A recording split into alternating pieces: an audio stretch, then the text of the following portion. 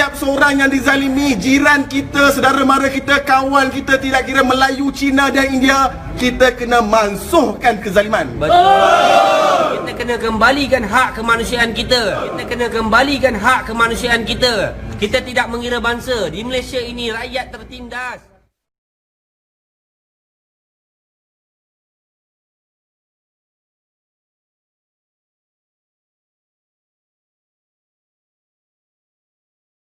Ya, salah satu daripada kesesatan dia ajaran Qadiani ini, tak payah lain-lain ya, tak payah lain, dia ubah Al-Quran.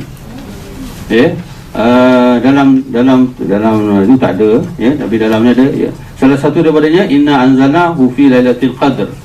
Ya, ditukar inna anzalnahu fi qadiyan. Dia tukar lailatul qadri itu ditukar qadiyan, fi qadiyan. Ya, nak menyabitkan bahawa Qadiani itu masuk dalam Quran. Ya.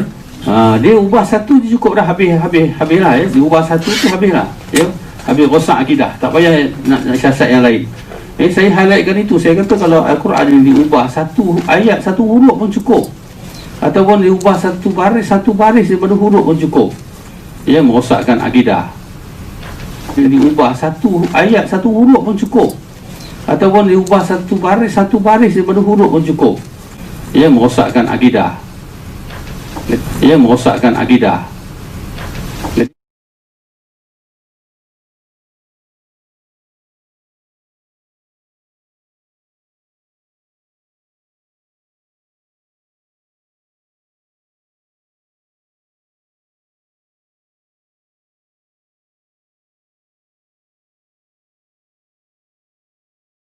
Terdapat sekurang-kurangnya 240 aplikasi Al-Quran digital dalam talian sama ada percuma maupun berbayar, namun perlu berwaspada dalam memuat turun aplikasi itu kerana wujud versi Al-Quran yang diselewengkan dipercayai untuk memurtadkan umat Islam. Jabatan Pengajian Al-Quran dan Al-Sunnah Universiti Kebangsaan Malaysia UKM mengesan terjemahan aplikasi The Holy Quran terjemahan bahasa Inggeris yang bercanggah dengan fahaman Ahli-Sunnah wal Jamaah. Laporan khas Ulama Alamaya oleh wartawan Wan Zaru Azri. 20 aplikasi diselidik. Selepas diteliti, ditemukan kesalahan pentafsiran pada The Holy Quran, Arabic Text and English Translation meskipun ayat Al-Quran tidak diubah. Meskipun ayat Al-Quran tidak diubah. Meskipun ayat Al-Quran tidak diubah. Semakan lanjut mendapati aplikasi berkenaan dikelola oleh komuniti Qadiani atau Ahmadiyah yang diharamkan oleh Jawatan Kuasa Fatwa Kebangsaan.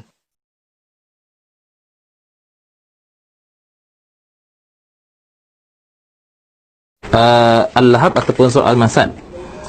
Allah SWT berfirman, Bismillahirrahmanirrahim, Tabbat yada abi lahabin watab.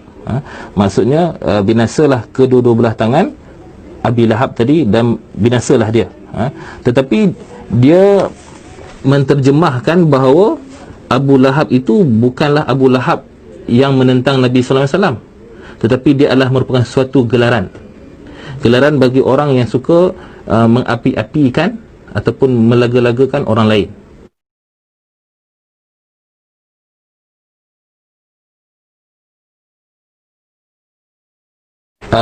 Al-Lahab ataupun surah Al-Masad.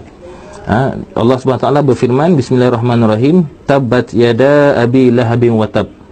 Maksudnya binasalah kedua-dua belah tangan Abi Lahab tadi dan binasalah dia. Tetapi dia menterjemahkan bahawa Abu Lahab itu bukanlah Abu Lahab yang menentang Nabi sallallahu alaihi wasallam, tetapi dia adalah merupakan suatu gelaran bagi orang yang suka mengapi-apikan ataupun melaga-lagakan orang lain. Izuli bimbang versi Al-Quran Qadiani dalam bentuk cetakan dijadikan aplikasi dan boleh dimuat turun secara percuma. Kita boleh kata itulah kesalahan di dalam penterjemahan Al-Quran, tidak mengikut maksud ataupun kehendak ayat itu sendiri, dan mungkin mengikut hawa nafsu lah dalam menterjemahkan sesuatu ayat tadi.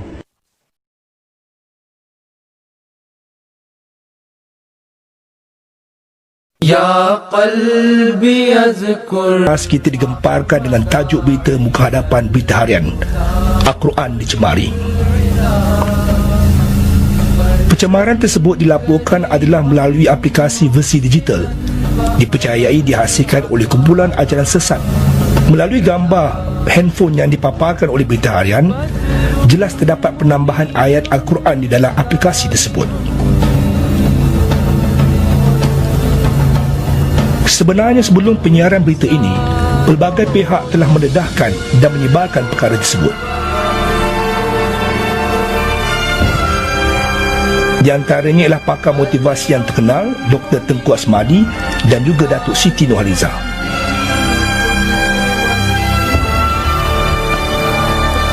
Persoalannya sekarang, apakah benar gambar yang dipaparkan tersebut adalah aplikasi daripada Jemaah Ahmadiyah yang diejek dengan panggilan Qadiani? Jemaah Ahmadiyah telah menafikannya dan menuntut keadilan kepada pihak Berita Harian. Mereka telah mengutus surat memohon pihak Berita Harian memberikan bukti bahawa gambar handphone yang dipaparkannya adalah aplikasi yang dihasilkan oleh Jemaah Ahmadiyah.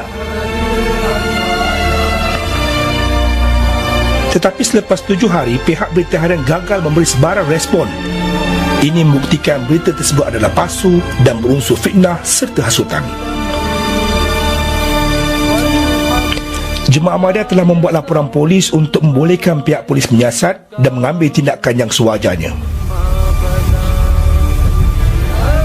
Pihak berkuasa harus menyiasat perkara ini. Pertama, siapa dalang sebenarnya mengeluarkan aplikasi tersebut? Atau siapa yang membuat superimpose yang memasukkan ayat-ayat lain di dalam surah tersebut?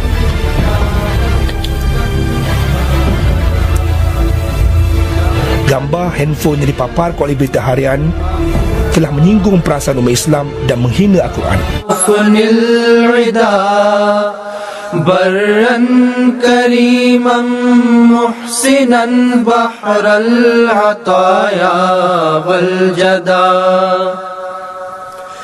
اطلب نذير كماله فستندمن ملددا ما إن رأينا مثله للنائمين مسهدا اطلب نذير كماله فستندمن ملددا ما إن رأينا مثله للنائمين مسهدا يا قلبي اذكر أحمد عين الهدى مفني العدا برًا كريمًا محسنًا بحر العطايا والجدا اطلب نذير